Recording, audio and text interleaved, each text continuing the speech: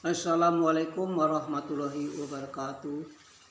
Nahmaduhu wa nusallimu ala rasulil karim amma ba'du.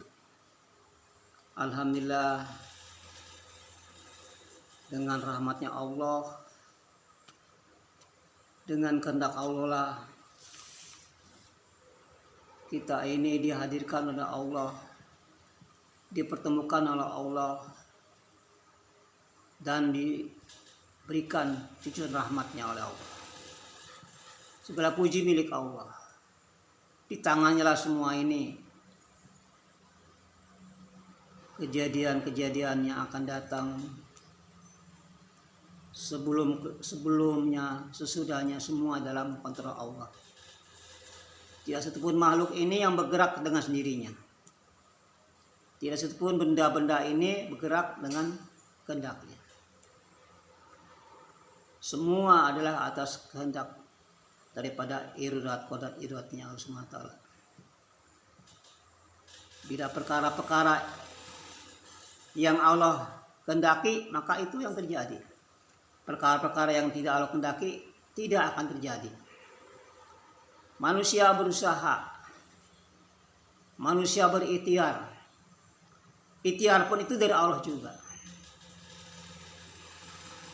Dan setiap makhluk Allah ini Allah tentukan waktunya, manfaatnya, madaratnya.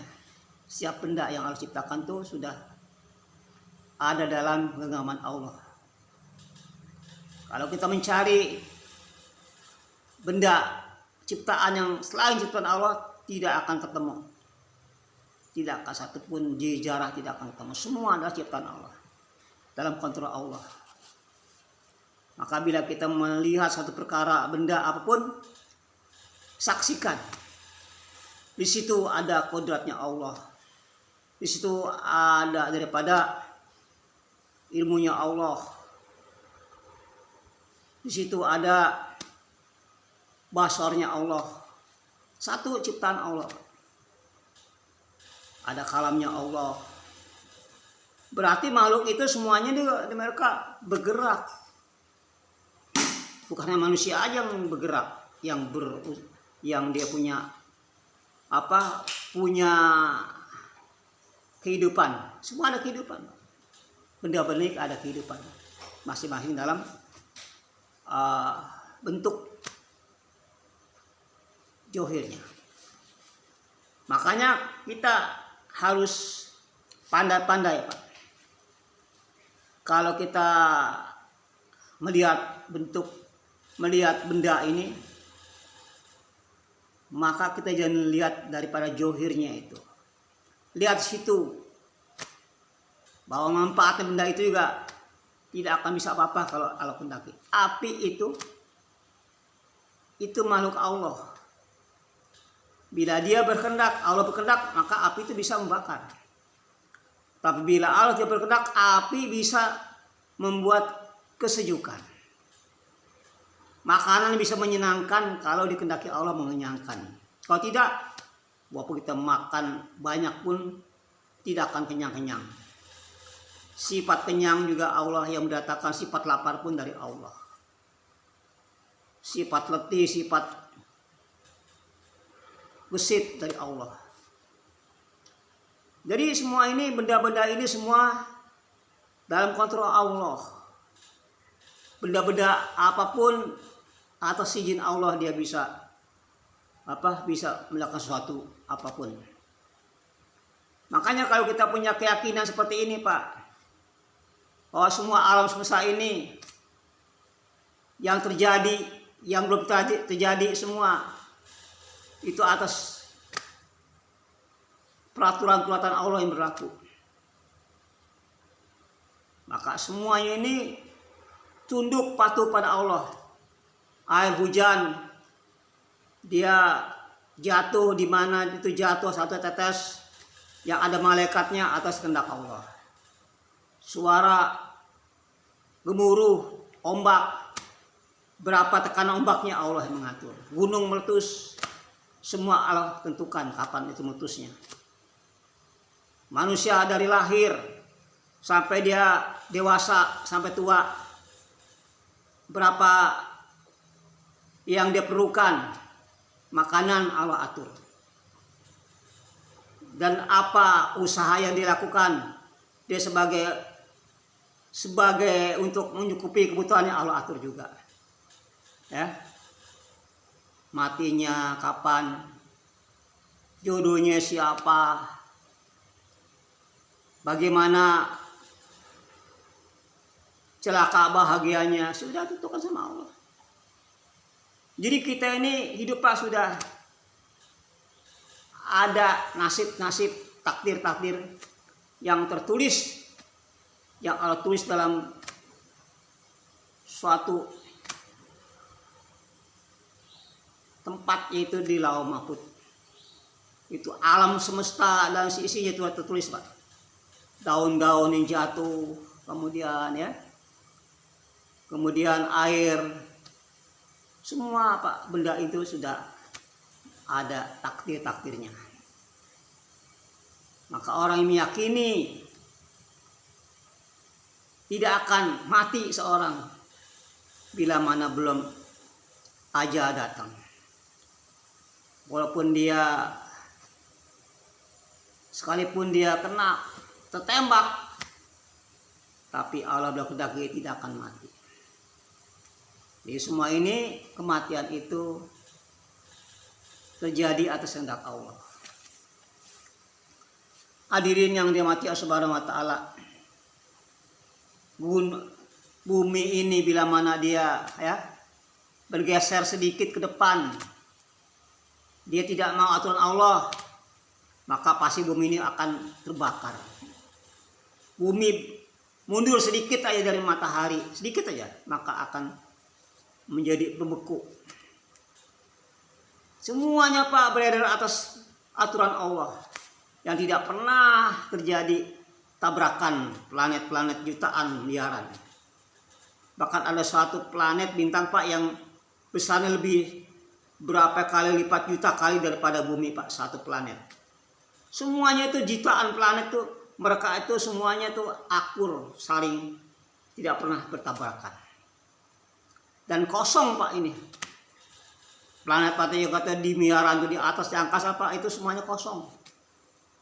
Loh, kalau cara ini kan membajir, padahal tidak ada sia-sia Pak. Ya Allah ciptakan tidak sia-sia.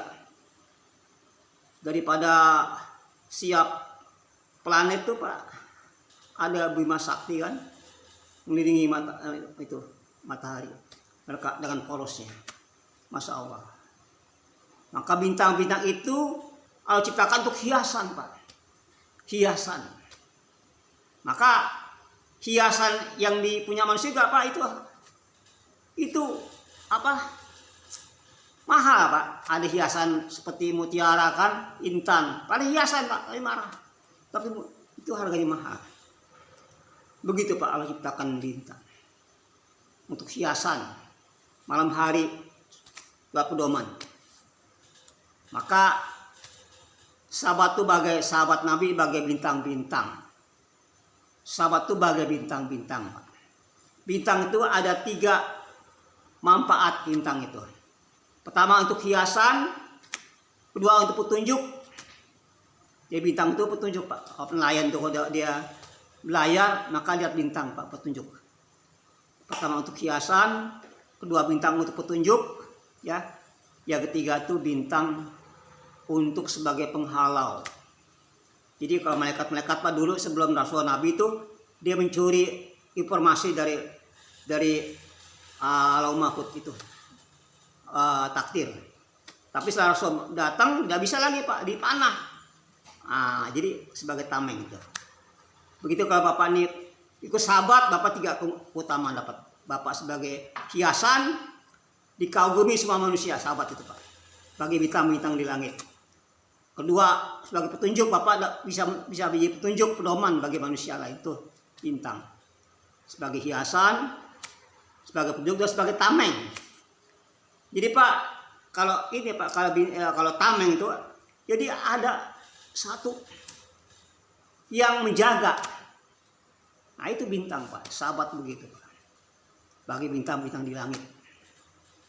Kehadiran di mata rahmati Allah Subhanahu wa taala.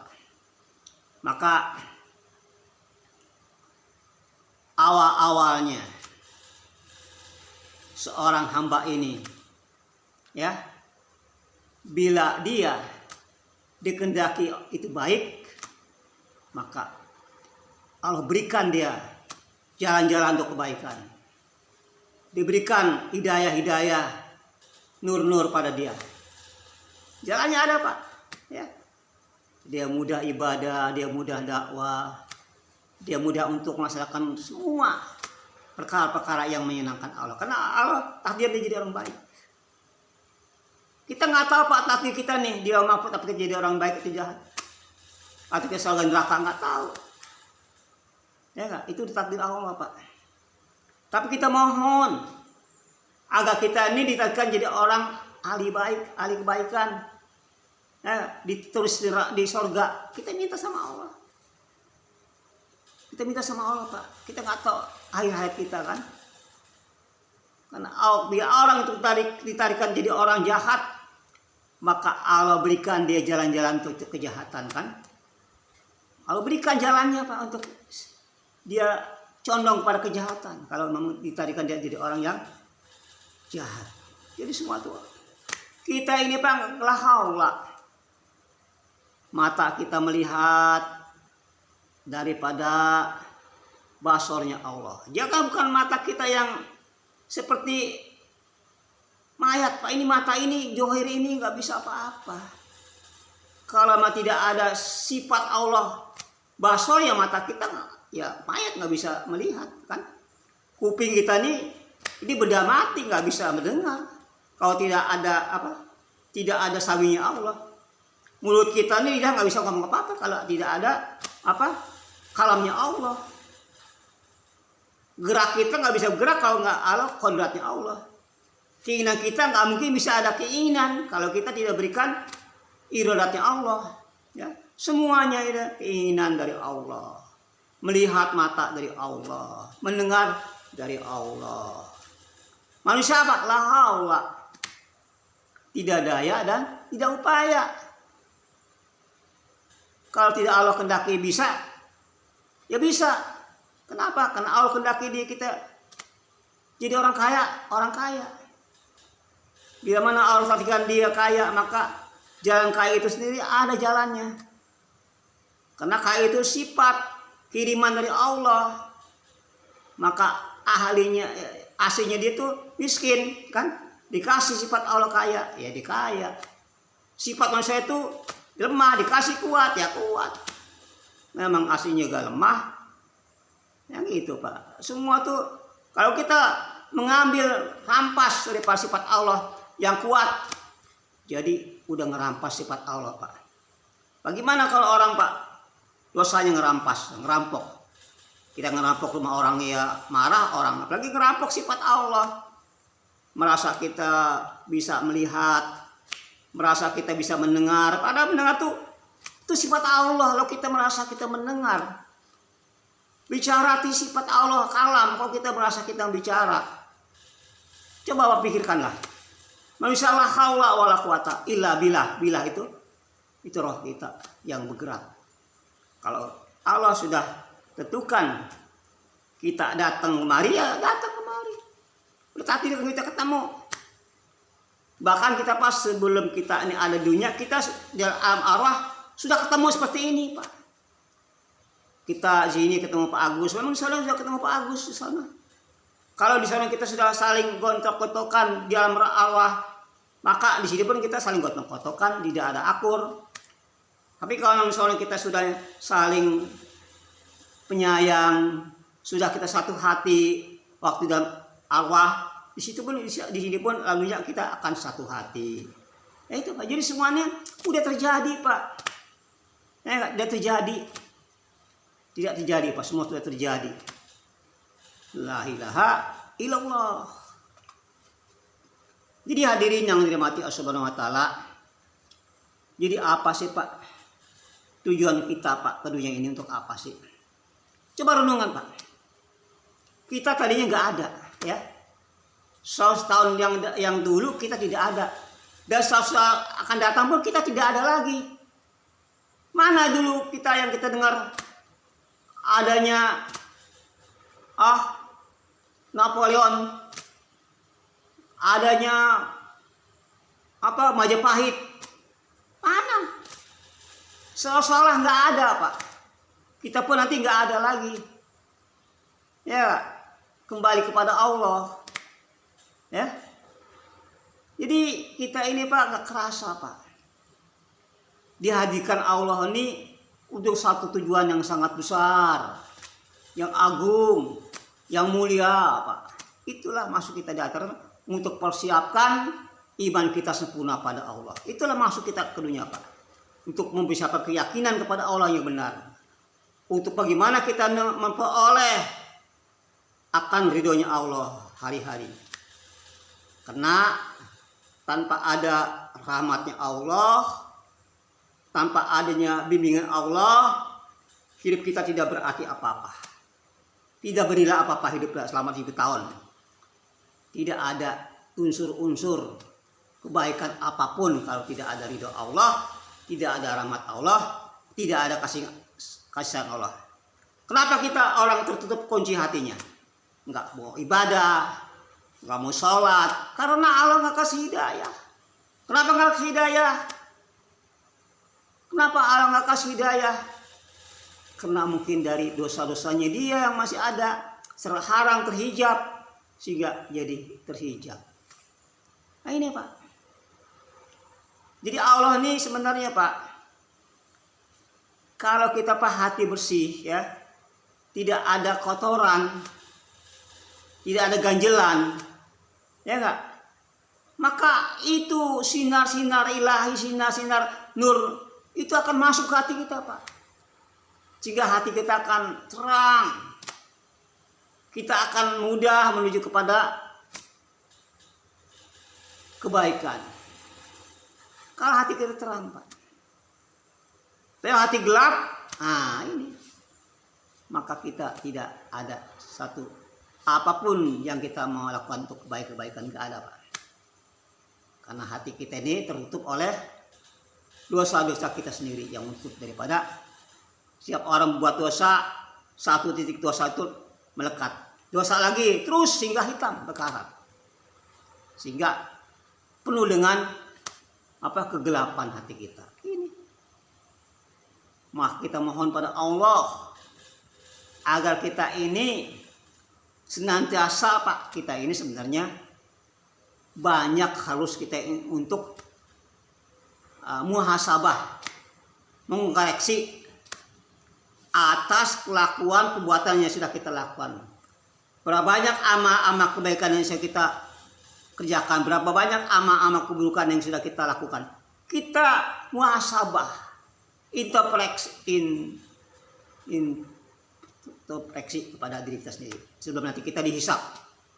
Maka orang yang senantiasa berhisap dirinya, Pak, dihitung nih. Insya Allah, Pak, nanti kita di sana nggak hisap lagi. Bigor hisap, karena kita sendiri sudah sering menghisap diri kita sendiri. Ama ini yang kiranya nih yang mengganjal kita nih, ini perlu dihilangkan. Misalnya kita punya sifat pemarah. Nah ini bagaimana supaya pemarah jadi orang yang penuh dengan santun. Ini perlu ada usaha, ini perlu ada latihan. Maka orang pemarah, Pak, ketika marah kan, itu dia punya getaran darahnya, Pak, cepat. Sehingga marah ini akan menghasilkan 70.000 sel putus, Pak. Kalau orang marah, 2 kali marah 7 kali aja. Lama-lama nggak stroke, Pak, ya enggak? Tapi orang yang rasa hatinya, Pak, tentram, apapun omongan orang dia tidak ditanggap, kan indah hidup, Pak. Kalau kita begitu kan indah. Karena semua apapun yang terjadi pada diri kita itu hanya ujian belaka. Hanya ujian yang datangnya hanya ujian, Pak. Ujian 2 saja. Menyenangkan atau membuat kita ini nggak nyaman. 2 aja, Pak. Ketika datang ujian gak nyaman, kita sabar. dihina orang, ya, diambil hak kita, dijolimi. Itu Pak, itulah yang kita harus sikapi yang benar. Itu datang dari siapa Pak? Dari Allah. Karena orang nggak mungkin dia melakukan satu apapun perbuatan, itu perbuatannya Allah, apanya Allah. Karena kita nih Pak, manusia ini semuanya ini wallahu khalaqakum. Allah menciptakan dan Allah juga yang menciptakan perbuatan kita. Allah menciptakan kita, zahirnya, bentuknya, dan perbuatan pun Allah juga yang menciptakan. Jadi kalau ada perbuatan-perbuatan yang menyenangkan datang dari Allah. Kalau ada perbuatan yang membuat kita susah dari Allah juga, kan gitu. Biasa kita kalau yang menyenangkan kita oke nerima. Giliran dikasih yang bikin susah, yang bikin kita ini kecewa, kita nggak terima. Jangan, berarti iman kita belum benar kalau gitu. Yang baik pun kita terima, yang buruk pun kita terima, kan dari Allah juga. Jadi gitulah iman gitu Pak. Orang Islam itu memang indah Pak. Dikasih susah dia terima, dikasih senang pun dia terima. Itulah orang yang mendapatkan suatu makam yang sangat tinggi di mata Allah Subhanahu wa taala. Nah ini Pak. Memang Pak, dunia ini tempat ujian. Ya enggak? Mana yang baik, mana yang buruk.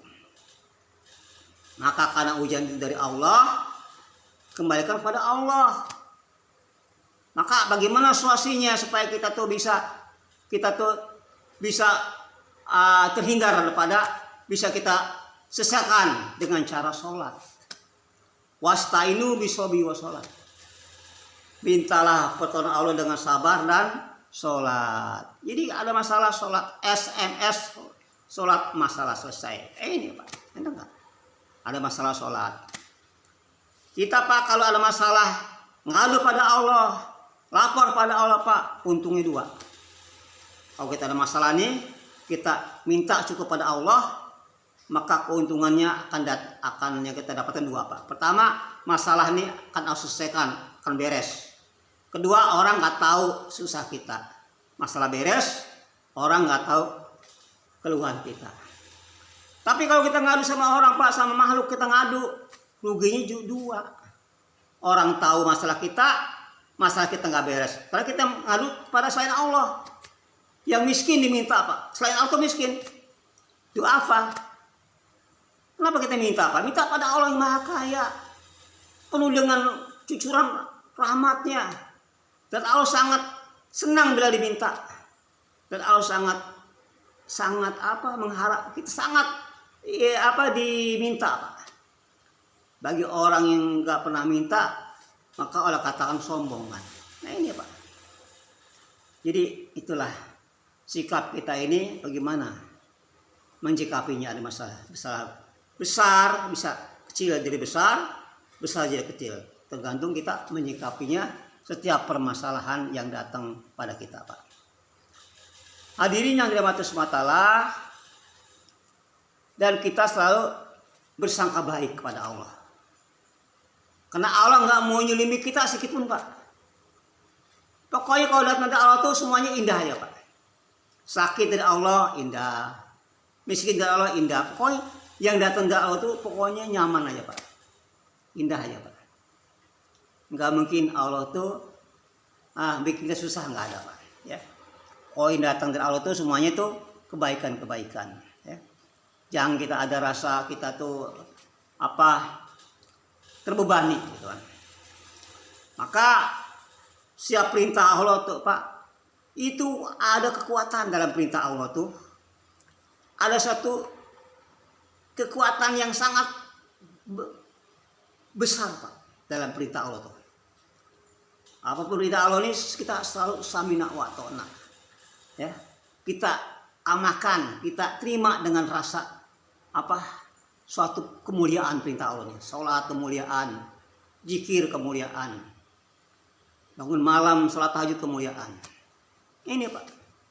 Maka Nabi Musa ketika dia berhadapan laut di depan dan di belakang tentara Fir'aun 1 juta ingin menyerang, menangkap, maka Nabi Musa ini nunggu perintah Allah. Apa perintah Allah ketika itu hadirin? Maka kita perintah Allah supaya melempar tongkat ke laut. Nah itu kan nggak logika Pak. Logikanya ya kalau lemparnya ke jidat Fir'aun. Tapi kenapa diperintahkan Allah lempar ke laut? Itu perintah Allah, laksanakan aja Pak. Jangan sampai akal-akalin lagi dah. Nah perintah Allah kita samina wa atona. Benar Pak. Ketika dilempar ke laut, maka laut itu menjadi 12 bagian. 12 sorong Pak laut itu. Karena pengikut Nabi Musa itu ketika itu ada 12 kabilah. Dan masing-masing kabilah itu Pak, itu ada kaca Pak, di laut itu ada kaca. Bisa ngelihat kiri kanan sudah. Karena itu masing-masing satu keluarga Pak. Mungkin di situ ada anaknya, bapaknya kan, mantunya gitu kan. Nah itu Pak. Air yang sama bisa menyelamatkan Nabi Musa dan pengikutnya. Dan air yang sama juga bisa menyelamatkan Fir'aun dengan tentaranya di Laut Merah Pak. Maka merah ya, penuh darah daripada prajurit Fir'aun Pak. Ini bagi Allah kuasa Pak. Ya enggak? Bagi Allah kuasa. Maka kita ada masalah, tawajud pada Allah. Jangan lari dari masalah kepada Allah, jangan lari dari Allah, dekat pada Allah pada masalah. Nah ini Pak, ini kuncinya. Maka hadirin yang dirahmati Allah SWT, kita ini Pak memang Masya Allah. Dari kecil nih kita nih sudah dilatih, sudah dimasukin perkara keyakinan yang salah Pak. Yakin yang batil. Dari kecil kita sudah dilatih. Apa yang batil Pak? Kita merasa, oh kalau saya nggak kerja, saya dari mana makan? Kan gitu. Padahal yang lagi makan tuh bukan bapak kita, bukan bos kita, Allah. Jadi inilah udah ada rasa, udah keyakinan kita ini udah ini Pak. Udah sedikit menceng lah.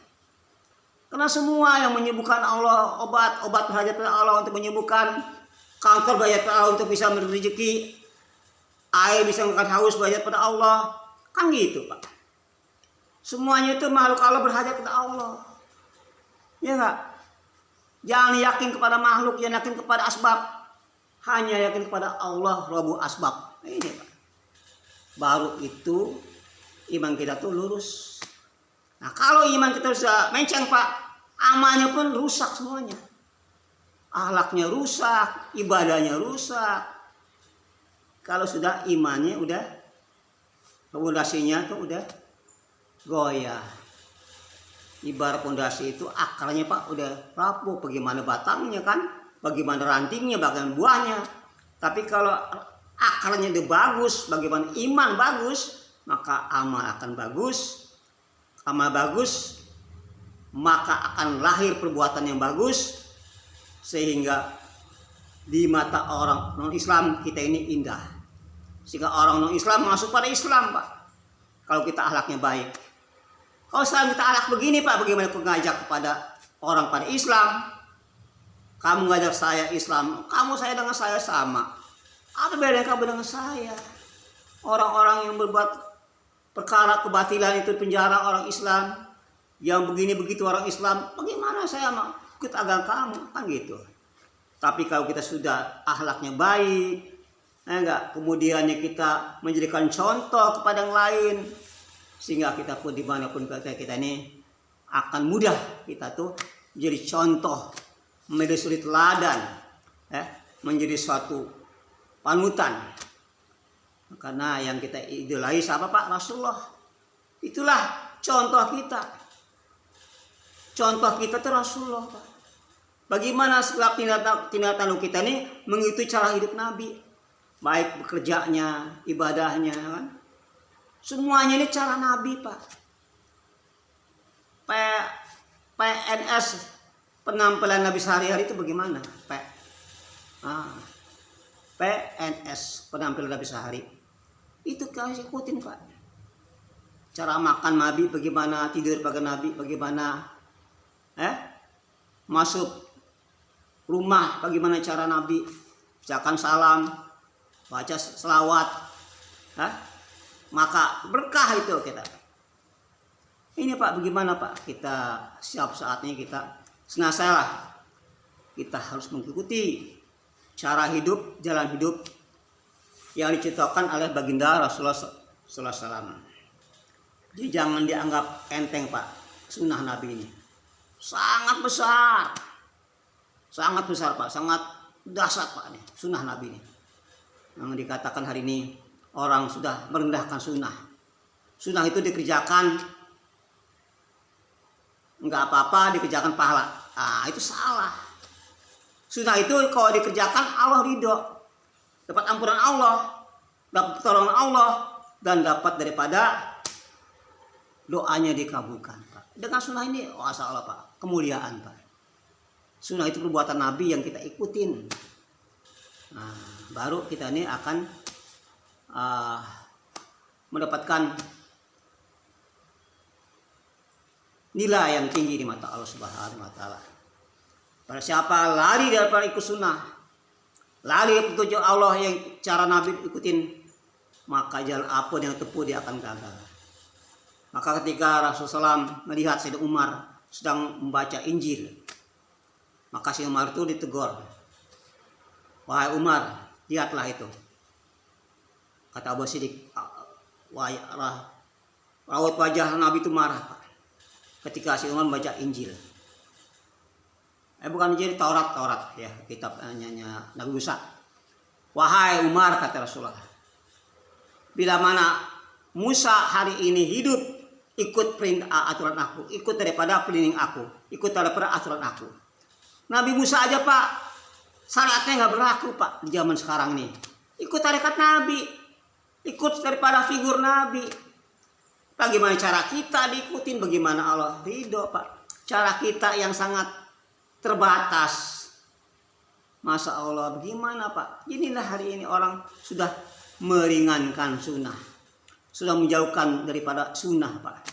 Sudah dianggap asing katanya. Sungguh beruntunglah orang dikatakan asing. Dulu asing di mata orang non muslim, sekarang tapi di mata orang Islam sendiri. Kalau jenggot katanya sunnah, asing. Pakai gamis asing kan. Kalau kita di masjid asing. Ini Pak. Beruntunglah orang yang dikatakan asing itu. Beruntunglah orang yang dikatakan asing ya. Insyaallah Pak ya, mudah-mudahan kita nih diberikan istiqomah dalam kita menjalankan syariat Islam.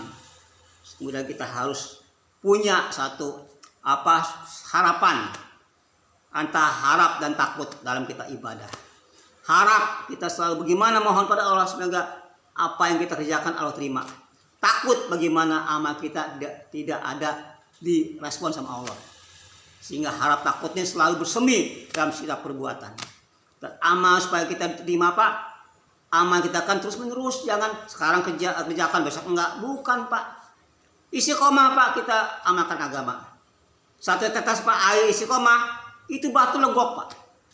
Begitu Pak amal agama tuh istiqomah. Tiap waktu ada amal, siap amal ada waktu ya. Kita kerjakan dengan istiqomah Pak.